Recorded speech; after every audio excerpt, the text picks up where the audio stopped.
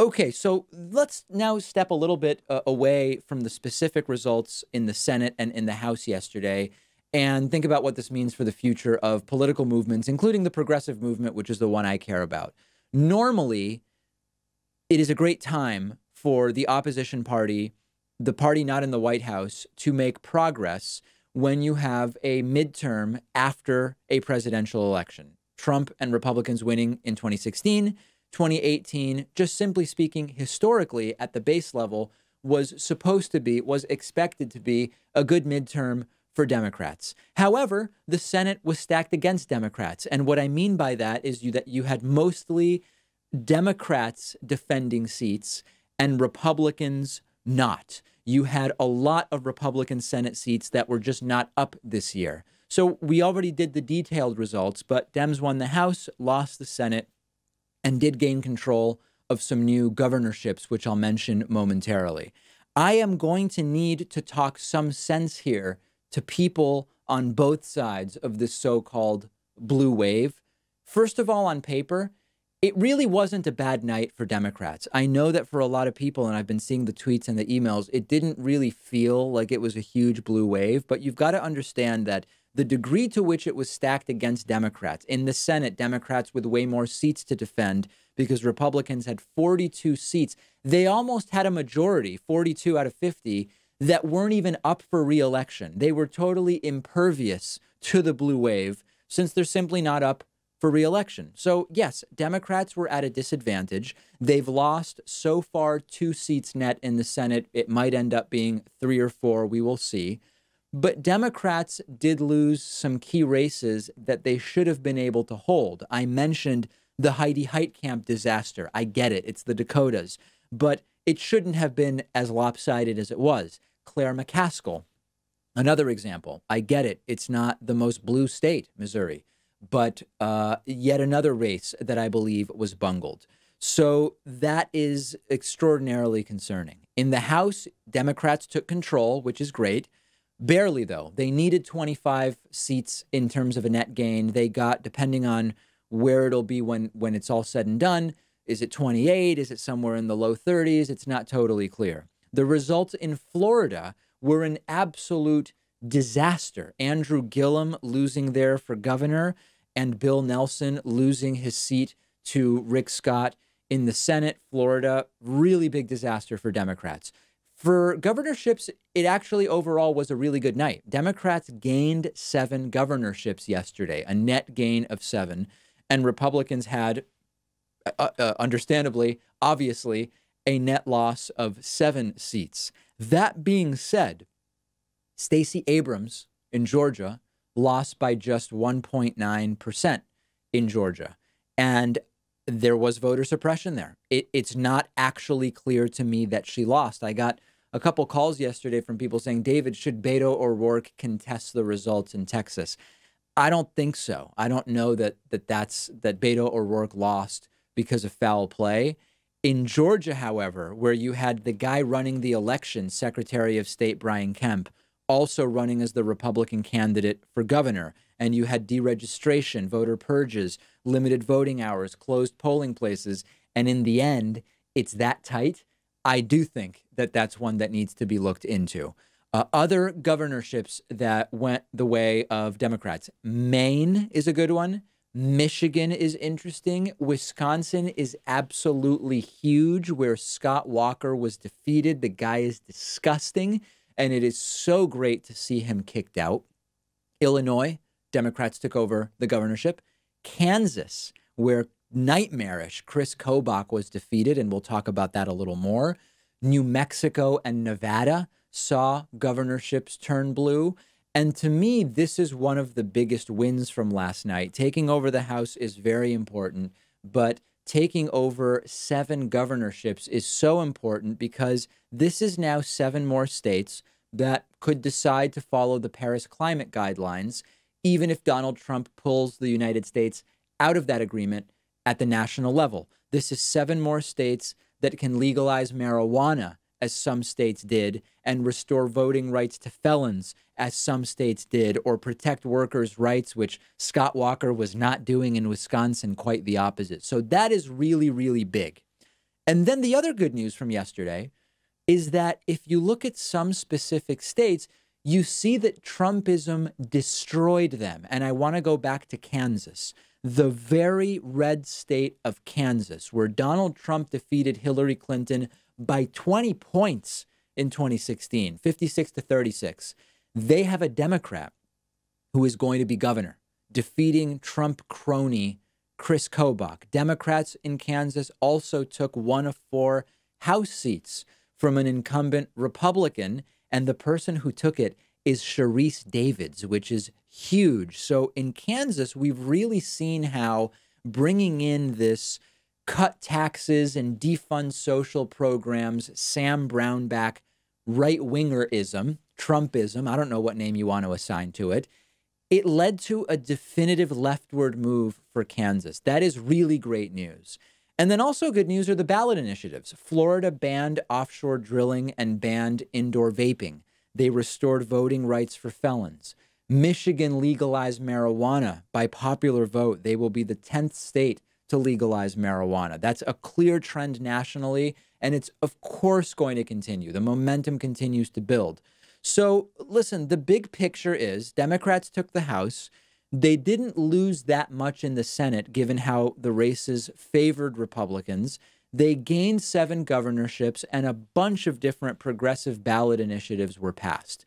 We won the popular vote in Senate races by 12 million votes. If you account for 2 Democrats running in California, it's more like 9.5 million votes, and won the popular vote overall. If you look at the popular vote across everything that happened yesterday at the governors, House, and Senate, Democrats won the popular vote by about 8 percentage points. That's a blowout. Okay, in American politics, that is a blowout by any standard. So Republicans do need to be very worried. There's all the positive stuff, okay, that we're getting out of the way. But here's where it starts to get very, very ugly. First of all, does taking over the House and plus 7 governors do a damn thing about turning around the corporate takeover of our political system and our economy for the last 40 years? The answer is it doesn't do a thing. And it's not fair to expect that you would change that with one election. And I know that we can say, well, there have been some further leftists that won in the House, AOC in New York, and some others. That's fine. But only if they're able to achieve change is that going to be a success point. So, number one, when I see the most destructive and ignorant president in decades single-handedly destroying important geopolitical alliances around the world, making the United States look like a joke, insulting everyone, making economic policy with a total lack of understanding of the consequences of that policy, and Democrats barely take over the House, I'm not just blaming voters. I'm not just blaming the Democratic Party, but we've got to get it together, okay? If you care about what's going on, you have to vote. And I know voter turnout was up. I know that it was, but it's got to be up more because otherwise we're getting crushed in 2020. Okay, if there was ever a time to vote, wasn't it yesterday? And meanwhile, it's great that Democrats took over the House and gained 7 seats in terms of governors, but there is still no cohesive Democratic strategy. There is this jumping back and forth between playing Republican light and being more progressive, being the sane centrist and being Republican light in this constant revolving door. And most importantly, because it's okay to run races differently based on where you're running. That's not the issue. The issue is that Democrats' big picture, with exceptions, are not speaking to voters in a way that truly resonates in terms of why shouldn't they be afraid of losing their status, perceived or real, if they support Democrats. That was one of the top motivating factors for people voting for Donald Trump, the fear of losing the status they either perceive they have, actually have, or think maybe they would have at some point in the future. I'm not saying that Democrats need to run the exact way that Republicans run because then we're just Republicans. That's not the point I'm making. But if so many people, you have the right policies within a reasonable sort of Overton window if you are a Democrat on many issues, but the voters aren't understanding that. And that's a communication issue fundamentally. And then also they ran a lot of crappy campaigns. How can the Democratic Party expect to win when this is what they're able to do after 2 years of Trump and some of the worst governance that we've ever seen? I am not one to defend Michael Avenatti's political approach. I have my problems with him. But the one area where I do agree with Avenatti is that he says we actually need to fight.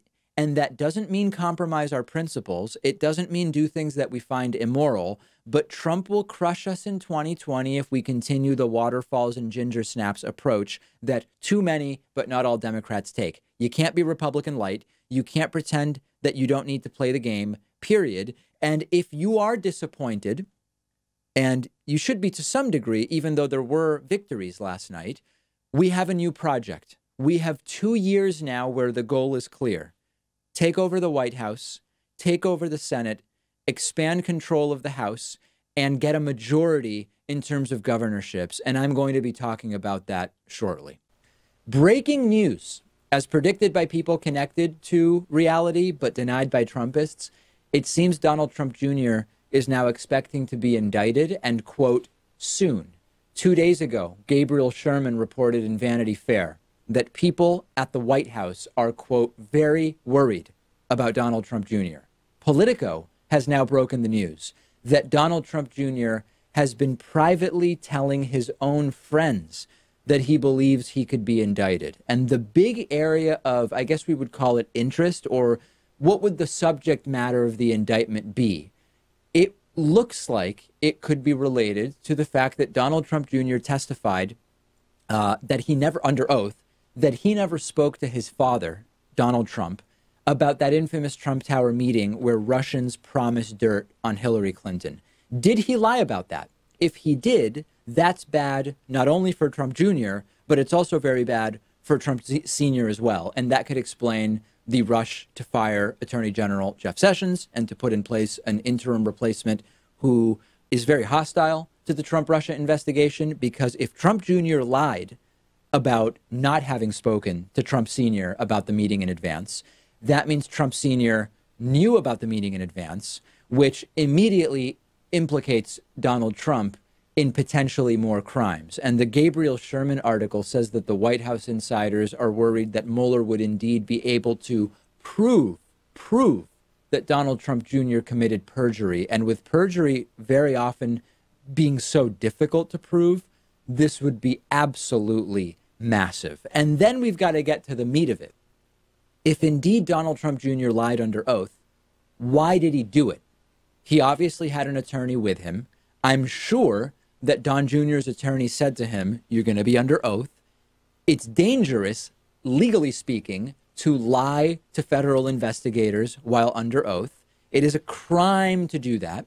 And if it's true, as they claim, that the Trump Tower meeting with Russians didn't actually produce anything of value to use against Hillary Clinton, why would Don Jr. feel the need to lie about it at all? Except if the meeting did have follow-up and Don Jr. had told his father, the reason he would lie is that he'd be making the call. He'd rather chance lying to investigators than admitting that, yes, his father was a knowing part of the effort to conspire with a foreign country for the purposes of winning an American election, which exposes them to all kinds of criminal charges. And just a reminder, you remember this, Pat. Remember when Steve Bannon said about Don Jr. a year ago or so, I think it was late December, January, when Steve Bannon's book came out, quote, they're going to crack Don Jr. like an egg on national TV. This may be the beginning of trouble for Don Jr. And correct me if I'm wrong, Pat, you've been saying Don Jr. is one of the top indictee possibilities for a while. Oh, yeah, I'm not alone in saying that, too. I think this would be an absolute bombshell if Donald Trump Jr. was to be indicted. And then who knows what would happen from there. I think Trump would be in a position where he'd have to pardon his own son, maybe even fire Robert Mueller and the investigation, and we have a constitutional crisis on our hands. I don't think he'd be so willing to do that for people like Paul Manafort, for Michael Flynn, for Michael Cohen. But his own son, I think he would pull all the plugs, pull out all the stops, and make sure that his son's not going to be locked up. Don Jr., he was basically a water boy. He had nothing to do with the campaign. He had and has nothing to do with the president of the United States, Donald Trump, at all. My prediction is Trump won't literally say he doesn't really think Don Jr. was a key part of the campaign. That would obviously be silly.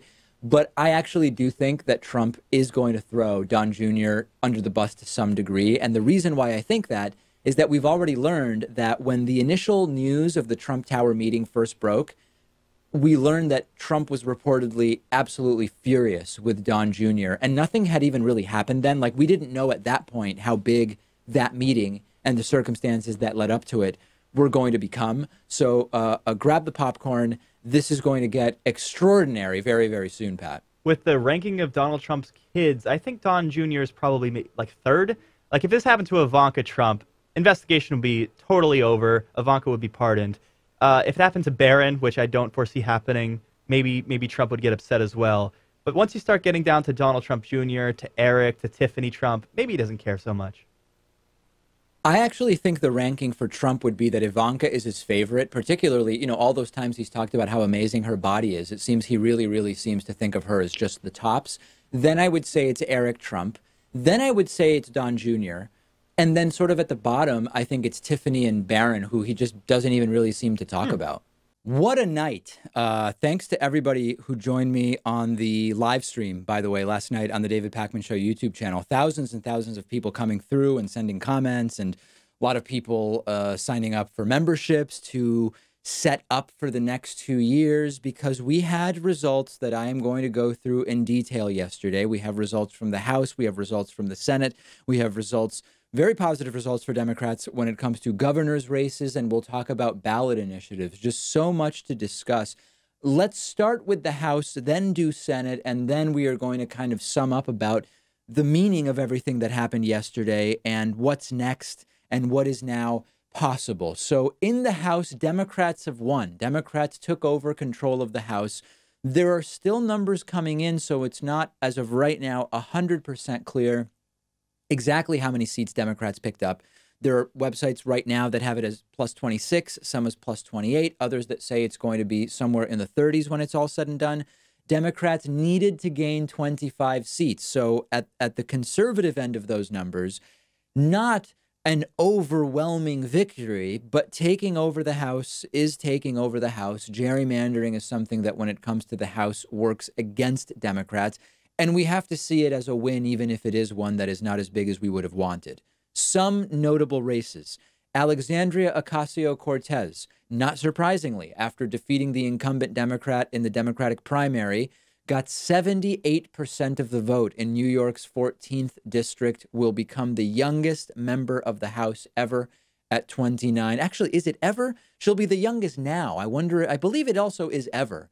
At 29 years old. Sadly, our friend J.D. Scholten, who was running in Iowa's 4th district against Steve King, who is one of the most disgusting, extreme, white nationalist, neo-Nazi associated members of the House of Representatives. J.D. Scholten, who I met in New Orleans at Netroots Nation, interviewed him, hung out with him a little bit there.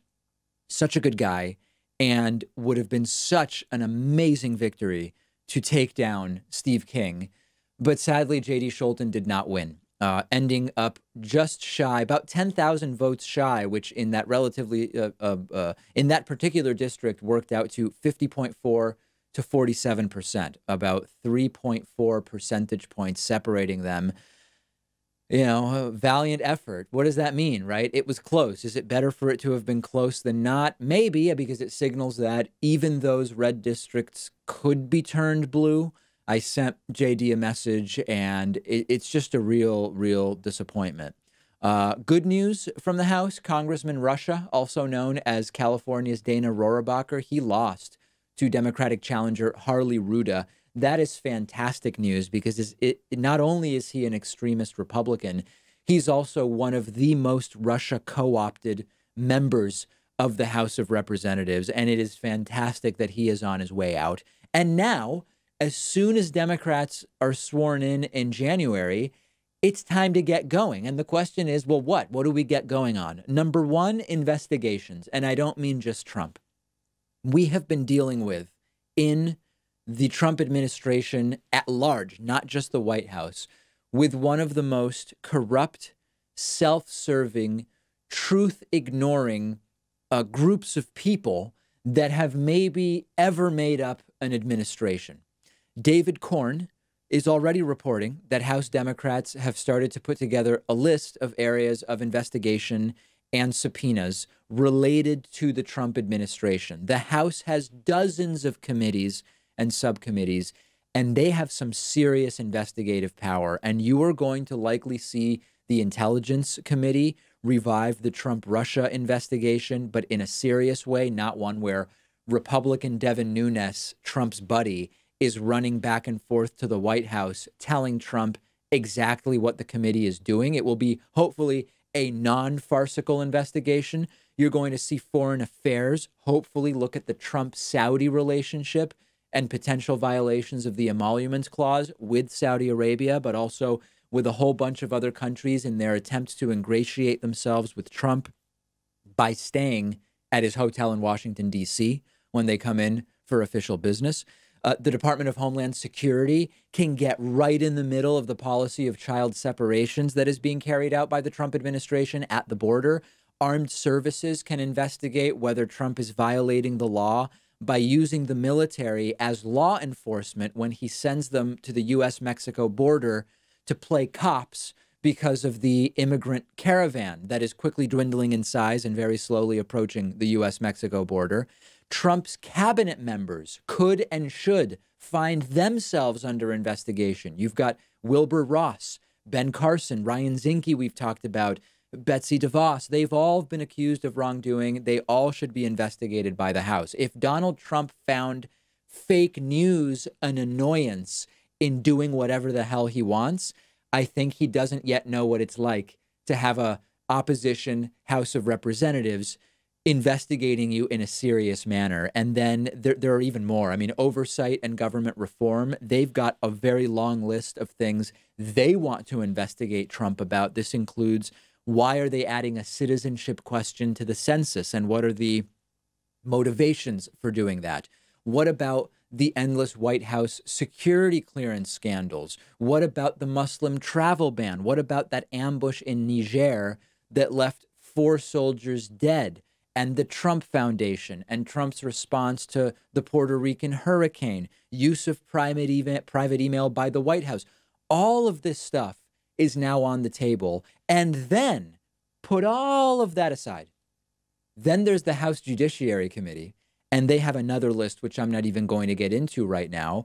And what I absolutely believe we need to demand of Democrats when they take over control of the House of Representatives, they must investigate the racially tinged voter purges that have taken place in states all across the country.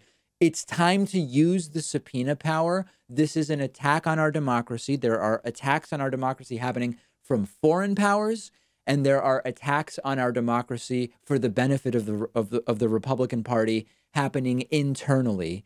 And then in addition to the investigations, can we take control of the 2020 census back? Because that has become a disaster under Donald Trump. Can we take control or prevent more outrageous tax reform bills? All of these possibilities are now on the table because the Democratic Party is taking over control of the House of Representatives. We will be speaking about this a lot more later in the program. So late last week, I had a few sort of spare minutes in the craziness of setting up the new studio and tweaking things. And I'll talk to you on the bonus show about what's going on with all that. I said, let's see what's happening on the news. And I kind of flipped around the cable news networks to see what was going on. I like to see what's happening on Fox, MSNBC, and CNN. And I turned to CNN, and Jake Tapper was filling in for Aaron Burnett's program. And he was in the middle of fact-checking Donald Trump. And I don't even remember what he was fact-checking at the time. It might have been something related to the immigrant caravan, or it might have been something related to taxes. I don't even really remember at this point, but it doesn't matter. Because as I watched it, it became clearer than ever to me that fact-checking Donald Trump is effectively a pointless waste of time. And what I mean is the following. When CNN fact-checks Trump, who cares, in the sense that you either already know that Trump lies all the time and you care about that, or you will call CNN fake news because that has been the sort of resounding, repeated talking point that we've seen from Trump and the people around him about anybody who tries to say that he is either saying things that aren't true or attacking people incorrectly or whatever else he might be doing. And even when you have these other fact checkers, or I guess we could call them lie trackers, correct Trump, PolitiFact or the Washington Post has like a lie tracker of some kind. Donald Trump has already preemptively, successfully primed the pump such that people hear fact checking. Oh, Trump is being fact checked. Those are the lies. That's the fake news. And this is in a way brilliant. It's brilliant in how effectively it has worked. And you've got to really understand how bad this is. A focus on truth is no longer viable as a strategy of enlightening people as to what's going on politically and moving the needle. It doesn't matter. So if you said, you know what, I'm going to try to step back from the left-right sort of paradigm, and instead of just criticizing things from a left-right perspective, I'm going to focus just on truth. I'm going to try to figure out as closely as it's possible to do this sort of epistemologically, what is true and what is not true. That narrative has been co-opted and maybe even better than co-opted, it has been debased and made irrelevant, where even just saying, I don't care about partisan bickering, I care about what we can demonstrate with fact, Trump has already primed the pump so that his followers and too many of those who say, I'm not a Trumpist, but will not care about that. This is a massive debasement of the discourse around American politics, but it's where we are. And we still want to win, I think, and that's where the motivation for saying this comes from. That's where I'm motivated to say fact-checking Trump in this way is a pointless waste of time. Instead of fact-checking, there's going to need to be, again, if the focus is winning, and there's a place for a focus on truth, but if the focus is winning, there needs to be a complete and total shift towards how is our platform going to benefit people who work? How is it going to benefit people in the lower middle class?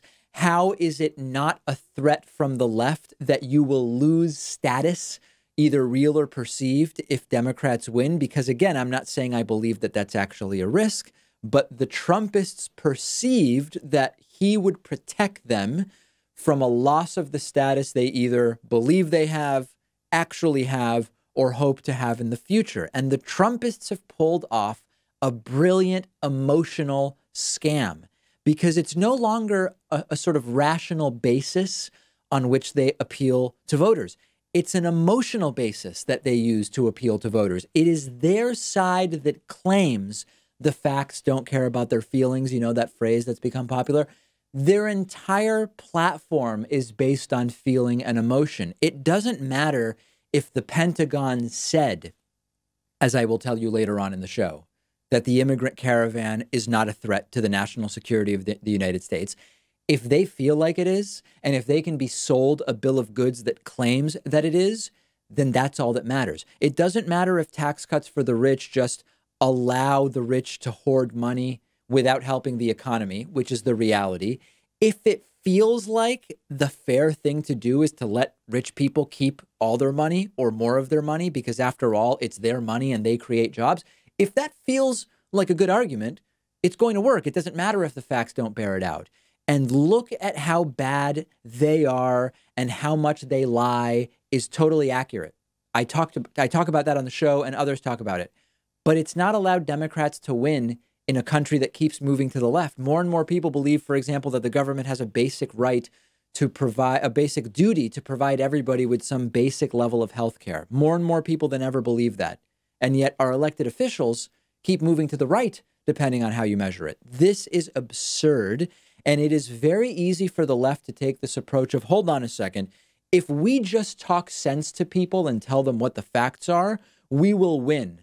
Well, go look at the YouTube comments on my channel. Go look at the tweets that I get. Travel to Indiana, as I recently did, or go to Politicon and talk to these people, and you will realize if we just say the truth will win out, we're fighting an unwinnable battle. And showing people the facts, explaining to them that their priorities are misguided and part of this decade-long right-wing scam to trick them into supporting the same status quo that got us into this mess, just doesn't work. Okay. And a ton of people, I know people will write in and say, David, a lot of these people are just dumb. Well, dumb is sort of starting to get ad hominem-y, but there are people who lack the cognitive capacity to understand a lot of these issues. But many others are just living their lives. They're trying to earn a living. They don't have time to dig deeper than whatever slanted headlines they're getting or whatever catchphrase Trump is using. And Vox calls this an epistemic crisis. The idea is if one side rejects the epistemic authority of fact-checking and of knowable truth, however you want to say it, the truth no longer matters and it no longer speaks for itself. Climate change is an example. Climate science explains what's happening. It's overwhelming. It's clear. But so what? It hasn't changed the narrative among much of the right at all. And the more facts they're presented with, they either ignore, bury their head in the sand, come up with new anti-scientific arguments. Because once you question the authority of the scientist, which is what they've done, once you question the value of the media in general, because you portray them as the enemy of the people, you are no longer arguing on the merits of arguments. You're arguing in terms of power. Fact-checking can work when you have a society where authority and trustworthiness and power depend on what is demonstrable, what you can prove, and what the facts are. It doesn't right now, because we've fallen very, very far. So we need something else. I'm not sure what, but it has to start with voting tomorrow, because if Democrats recover some of the lost political capital tomorrow, then maybe we have something to talk about. If Democrats recover nothing in the midterms, I hate to tell you this, but it's going to be another 2 years of exactly what we've had. So people need to vote. If there is any way to sort of explain to you how serious the rift with some of our longtime allies has grown, and I've been mentioning this in my election results coverage,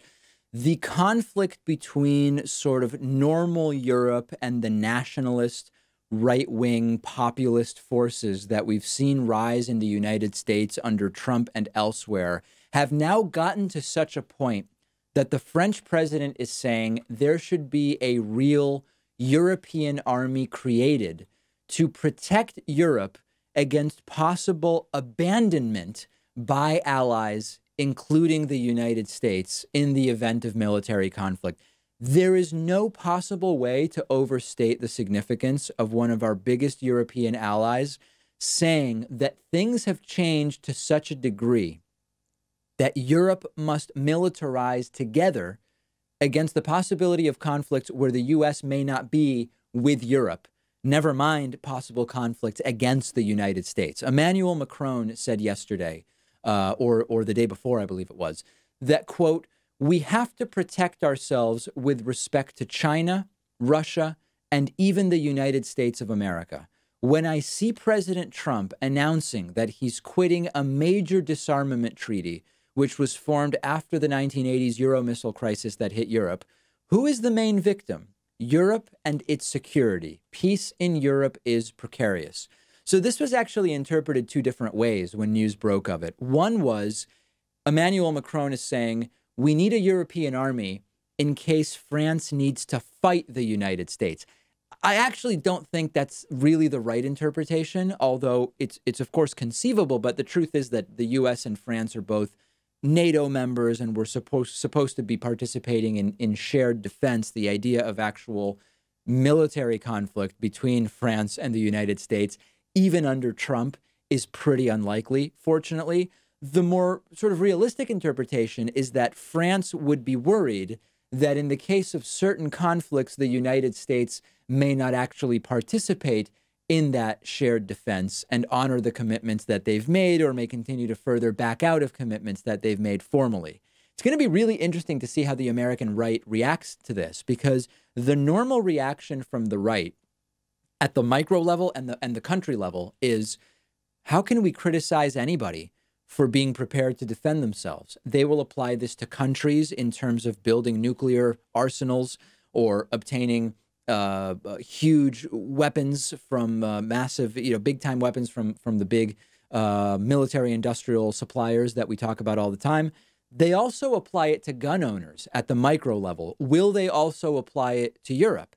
If your reaction is, doesn't matter, we can take Europe because we have a bigger military, you've already lost the thread. You have no concept of geopolitics. You have no concept of diplomacy. You don't understand networked, modern, globalized worlds. Now, let's be thorough. There's another interpretation of what, and more specifically, why Emmanuel Macron is saying this, and it has to do with Marine Le Pen. Marine Le Pen is the far-right nationalist who now is part of the Nationalist Rally Party. And if that doesn't sound familiar, it's because she ran against Macron when the party was called the National Front. They've renamed now, and they are the Nationalist Rally Party. They have moved ahead of Emmanuel Macron's party for the first time. The far-right anti-EU parties in France now have a combined 30% support, up from 25%. So thinking, is it cynical? Is it just realistic? If you are Emmanuel Macron and you are a centrist and you see that you are starting to lose to the far-right nationalists in France, one thing you might say to appear tough on the national stage and maybe head off some of the attrition to the far right that you're seeing is, hey, you know what? Let's build an army, because what's more nationalist than talking about building armies? Now, the far-right nationalists may not really love the idea of it being a European army because they are anti-EU and maybe want to see France go it alone. But even in this case, it doesn't matter what the motivation is for Emmanuel Macron to say this, and they could be self-serving and sort of cynical motivations. The mere fact that a centrist French leader is even willing to say, we need an army because we might need to protect ourselves if the U.S. doesn't help us, that in and of itself is indicative of how far diplomatic relations with France have fallen. So let's understand this very clearly to sort of sum up. The actual possibility of armed conflict between France and the United States remains extraordinarily low. The U.S. and France, as I mentioned, are NATO members. We are part of joint treaties and agreements of all kinds. But merely using this, as Macron is doing, as a defense or justification for a European army, that is the monumental change in rhetoric and thinking on this issue that we have been predicting is exactly what we would see as a result of how Trump handles himself. Geopolitics have changed very quickly under Donald Trump, and in ways we sort of predicted the way this was going to happen, but it's still shocking to see the French president say this. And when we think about, I mentioned earlier, you can build things over a long period of time and destroy them very quickly. This is another example of that, and some of these alliances. Let's discuss. Remember the Minutemen? Maybe this is a good way to start it. Some people in our audience might be too young to remember the Minutemen. When George W. Bush was president, the Minutemen organized themselves to extrajudicially monitor the U.S.-Mexico border. What I mean by that is they would show up at the border in California and Arizona, and I'm picturing the map, New Mexico and Texas on the U.S.-Mexico border in the southwest of the United States. They would show up with rifles and handguns, and they were there, they said, to help stop illegal border crossings. I know several Border Patrol agents, and they told me that they found the Minutemen to be a gigantic and total nuisance rather than any kind of help. There were like 8 fiascos involving these Minutemen. I'm not going to go through them here, but long story short, the group ended up splintering into several subgroups. Some of those groups ended up conflicting with each other. Some of them have still been patrolling the border in smaller numbers. I know you know where the story is going. We now have the Trumpist Fox News fear-mongering around the Latino Middle Easterner invasion that they believe is coming to the U.S.-Mexico border. So this has now reactivated a lot of these different gun-toting militia groups to head to the border to, I guess as they see it, protect us. Most of them realize that they are not law enforcement, so they can't work in a law enforcement capacity since they're just mostly dudes with guns. But they are saying we are going to be there to observe and report what it is that we see. I want you to consider something. I told you in the last story that the Pentagon advised the Trump administration that the immigrant caravan itself is no invasion and poses no threat. But the military is warning military commanders who will be down at the border that the armed militias turned vigilantes are actually what they need to be aware of. Okay, understand this. The military is being warned more about the militias protecting the border than the immigrants they're supposed to be there to protect us against. This is terrifying. And I know that I live in Massachusetts, right?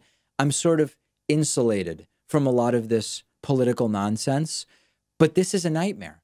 You have xenophobic armed right-wingers going to play army at the border alongside Border Patrol and actual military troops who shouldn't even be there and may be there in violation of the law because the military is not supposed to be used to serve a law enforcement function.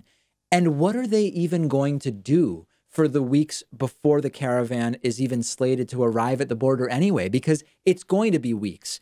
And I am telling you today, whatever the date is today, the day before the election, mark my words, if the militias and the military and Border Patrol are still there, if and when the caravan finally does arrive with as few as a couple hundred people weeks or months from now, there will be violence, but it will not be because of the immigrants, because this is straight up Dark Ages, pre-Enlightenment. I mean, I'm not even sure what words to apply to this.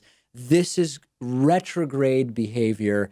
It's disgusting, and it is all ginned up in this xenophobic placating of the white, the white separatists and the white nationalists that we have been talking about. I hope it doesn't get ugly. And this is like, I go back to, I get emails from people who say, David, why do you want Trump to fail? Why do you want the stock market to crash? Why do you want the economy to be bad? I don't want any of those things.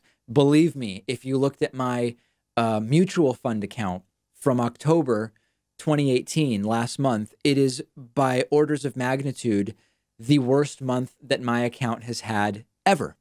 Not necessarily in percentage, but certainly in dollars lost, because over time, ideally, you have more and more money in there. So 9% is more and more of a loss. The last thing I want is for the stock market to crash, or for Trump to fail, or for North Korea to bomb someone just so I can say, look, Trump failed. I don't want any of that stuff. And there's no evidence you can point to that suggests that I do. But when you see these horribly misguided, disastrous decisions being made, and you understand it's obviously going to implode in their faces to have Border Patrol and the military and local law enforcement in some cases and armed militias who are often motivated by xenophobia more than any sort of constitutional rights or desires to maintain the rule of law. And then these immigrants show up. It is a recipe for disaster. And my only hope is that, number one, people don't get hurt invariably or end up hurting others in irreversible or ways that we can't undo. I think you know what I mean. But they've got to be held accountable if that's what they do. If you think that this is going to go differently, I want to hear from you. Make sure you follow the show on Instagram at David Pakman Show. You can follow me on Instagram at david.pakman. We've got behind the scenes pictures of the studio and so much more. Today's program is sponsored in part by Stamps.com, which I've been using to mail out the David Pakman Show calendars that we do and a bunch of other stuff for years at this point. Almost everything now is on demand, so there's really no reason to make all of those trips to the post office whenever you have to mail a letter or a package, because you can get it all on demand with Stamps.com.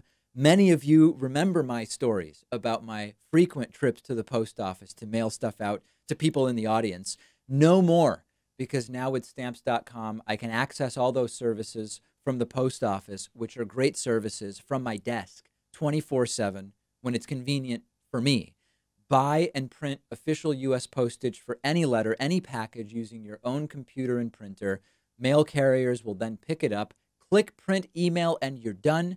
We've been using it for years, and right now you can use the code Pakman for a special offer including $55 in free postage, a free digital scale, and a 4-week trial. Don't wait. Stamps.com. Before you do anything else, click the radio microphone.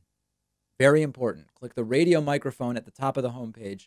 Type Pakman to get this deal. Stamps.com, radio microphone, enter Pakman.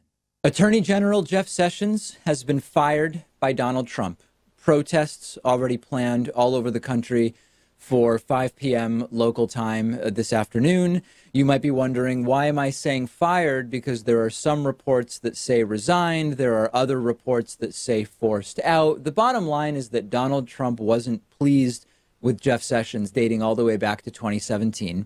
And ultimately, it's up to Trump whether Jeff Sessions remains Attorney General or does not. And there is every indication from the reports that it was Trump's decision to force Attorney General Jeff Sessions out. This has everything to do with the Trump-Russia investigation and Robert Mueller. We will talk about that, the legal implications, as well as the interim or acting replacement for Jeff Sessions. Where to start? I guess with what Donald Trump said, and not unexpected in many ways. This was a predictable firing. Even the timing, we could argue, was predictable. And what Donald Trump said on Twitter is that we are pleased to announce that Matthew G. Whitaker, Chief of Staff to Attorney General Jeff Sessions at the Department of Justice, will become our new acting Attorney General of the United States. He will serve our country well. We thank Attorney General Jeff Sessions for his service and wish him well. A permanent replacement will be nominated at a later date, the day after the election, because Trump knows, or was advised more likely, that if he does it before the midterms, people might change their votes, realizing that this is part of Donald Trump's plan to interfere with Robert Mueller's investigation period.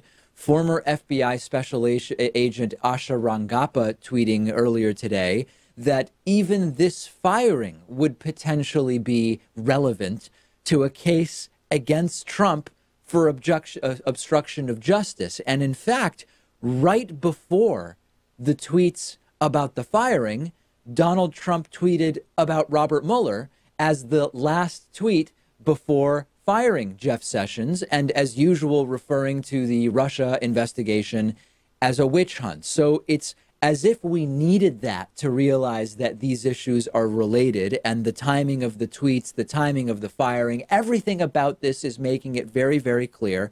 And in general, things that you do hours after an election are done that way specifically because you identify that there's risk to doing it that way before the election. Also interesting, acting Attorney General. We're going to talk about Matthew Whitaker in a second, but the idea of putting in an acting Attorney General, it could be a long time until a permanent Attorney General is put in. And the difficulty of that confirmation might actually be part of Donald Trump's plan to keep an acting Attorney General in for a long time, as long as possible, potentially, depending on what happens with Robert Mueller's Trump-Russia probe. And part of why it might be difficult if Trump's plan is to eventually put in Matthew Whitaker specifically as Attorney General, that could be made difficult by the reality that Whitaker literally wrote an op-ed for CNN arguing against the Mueller investigation and explaining how he would go about shutting it down. Understand this, and we're showing the article that he wrote some months ago to our television and YouTube audience.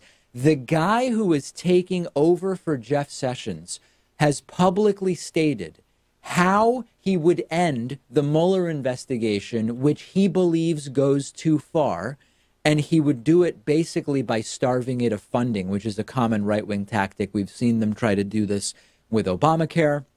We've seen them try to take apart welfare programs by simply starving them of funding. And that's exactly what Matthew Whitaker says he would do. So first and foremost, Pat, this particular timing is very obvious in terms of what it means. And then he's putting in not someone who might be hostile to the investigation, but someone who is on the record as being hostile to the investigation and having a specific plan as to how he would end it. And chop, too. I don't think they have too much time that they can waste. I think that's why Sessions was fired immediately, because it seemed from Mueller's team that they were going to come out with some of their findings after the midterm elections. Maybe some indictments are underway soon, too, like Donald Trump Jr., even Jared Kushner, Roger Stone. Those names have been mentioned. So they have to do it all very, very quick. And I think that this story is going to end pretty soon. You think that the investigation, in other words, is going to be coming to a close soon, and that thus part of, I mean, that would be an argument for the sort of futility of even doing this, because I've read a few analyses which say if indeed Mueller is getting ready to wrap this up, then changing Attorney General now to one who's not recused on Russia potentially wouldn't even really do that much, because we may already have all the indictments prepared already. And that sort of is a question. There is both an urgency and also a possible futility. And it's important to understand that even though Sessions was beleaguered, as per Trump, as we've heard many times, partially for recusing himself on all Russia-related matters after being caught lying about his own contacts with Russia, I will remind you, he was actually a loyal Trumpist in Trump's administration, in a sense. And the unfortunate reality, if you're Trump, is that Matthew Whitaker also should recuse himself on anything related to Trump-Russia, because he's tied up in it with an op-ed explaining how he would end an investigation that he doesn't think should be going on in the first place. And in fact, Nancy Pelosi has already called for Matthew Whitaker to replace him, to recuse himself, even though Trump has been slamming Sessions time and time again. Sessions stuck with it, and it's not totally clear yet whether Matthew Whitaker is going to be an effective sort of roadblock for this investigation. A few reminders of the long and troubled history between Donald Trump and Jeff Sessions. You will remember the tweet where Donald Trump said, Attorney General Jeff Sessions has taken a very weak position on Hillary Clinton crimes. Where are emails and DNC server and intel leakers? Yes, grammatically confusing, but publicly criticizing his attorney general, not something you normally see presidents do. And then maybe the first example of the public strife between Trump and Jeff Sessions was a tweet in February where Donald Trump said, why is AG Jeff Sessions asking the inspector general to investigate potentially massive FISA abuse? Will take forever, has no prosecutorial power, and already late with reports on Comey, etc. Isn't the IG an Obama guy? Why not use Justice Department lawyers? Disgraceful. And more about the message sent by a president criticizing their own attorney general than the content, because the content was mostly nonsense. It's also important to consider the implications of Jeff Sessions being fired, because Sessions was, in a way, not just one of the loyal original Trumpists, but the last remaining major link to establishment Republicanism. And we've talked about that before, Pat, and I think that's even a point that you've made in the past, which is that Sessions is not a sort of Bannon, Sarah Huckabee Sanders, Kushner type, that he is an actual, and he's also not a military type. He is a guy from the establishment Republican base who was there with Trump, and now that link has been severed as well. Yeah, he's more of an establishment type, and how ironic is it that left-wing groups are going to be protesting his firing all across the country? This is the guy that said that good people don't smoke marijuana, that he used to like the KKK until he found out that they smoke pot, something like that. You know, terrible record on criminal justice reform, and now, because politics makes strange bedfellows, we're all rallying to his support. Well, I think what's important to point out there is that progressives and sensible Republicans who are going to protest today because of this firing, they're not doing it because they agree with Jeff Sessions' politics. And I think that it's actually refreshing in a way that what is being protested here is an attempt to get in the way of the normal course of justice and to get in the way of the checks and balances that we have. And it's interesting because without defending anything that Jeff Sessions stands for politically, you can still identify as all of the thousands and thousands of protesters who will be out today. And I'm going to stop by the protest in downtown Boston myself. They are out there because of what this represents. And by the way, you mentioned, Pat, the weed stuff. Jeff Sessions was one of the bigger escalators of the war on drugs. And if there is any silver lining politically in Sessions' firing, it's that maybe his firing will deflate some of those Trump Justice Department plans to re-escalate the war on drugs, which actually would be great. Now, on the merits, can Matthew Whitaker, the acting attorney general, as per Trump, replacing Jeff Sessions, can he stop the Mueller investigation? He can certainly use different tactics to try, and this is where Democrats need to come down on them if they do. They might be able to interfere with the investigation before the new Congress is inaugurated, which will include a democratically controlled House. And that also may be part of the urgency. There's a few different reads as to the immediate timing right after the 2018 midterm elections. And what's very clear is that they aren't going to go quietly. This is going to be insane for years. This all very transparently relates to the Russia probe, which we're going to get to next, because Trump's lawyers, according to Politico, have been advising Donald Trump to wait a little bit before firing Jeff Sessions, hoping to get more information from Mueller about what is in his findings and what is in his report. Donald Trump clearly has ignored that advice. And after the break, we're going to talk about breaking news related to the Russia probe. Pat alluded to it. Donald Trump Jr. now reportedly telling friends that he believes an indictment is imminent, soon expecting it. Send me your thoughts on the firing of Sessions. Get in touch if you're joining one of these protests around the country. I'm on Twitter at @DPakman, and the show is on Twitter @David Pakman Show.